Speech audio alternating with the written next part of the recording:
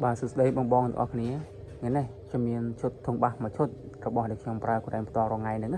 ចង់មកលក់ចេញបើសិនជាបងបងណាមានតម្រូវការចង់បានឈុតធុងបាសយកទៅចាក់ស្ដាប់លក្ខណៈគ្រួសារអីអាច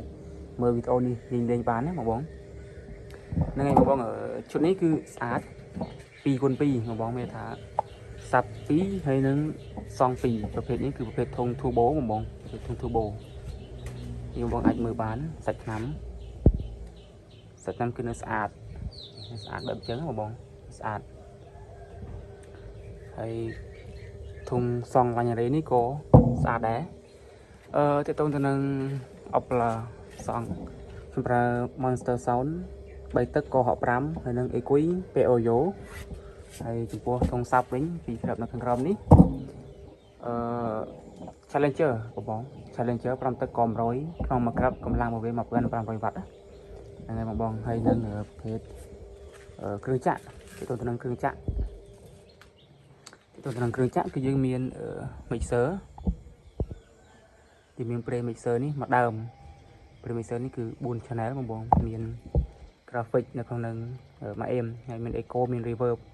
សម្រាប់បងបងយកទៅច្រៀងលេងលក្ខណៈគ្រួសារមកឆ្ងាញ់ហើយមាន pre ភ្លើងមួយដើម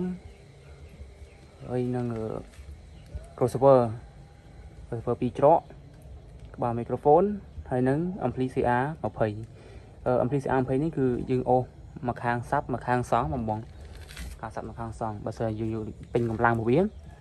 អាចរត់បាន4គ្រាប់បងបង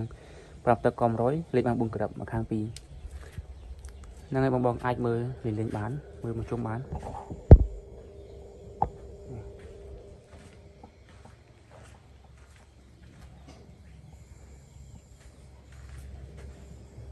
នេះផ្នែកនៅខាងក្រោយ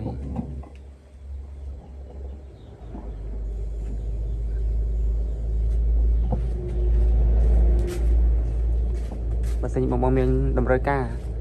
ស្រឡាញ់ជុតទាំងបាសរបស់ខ្ញុំនេះអាចទាក់ទងមកបានបងបងផ្នែកខាងក្រោយស្អាតបងបងស្អាតជុតនឹងស្អាត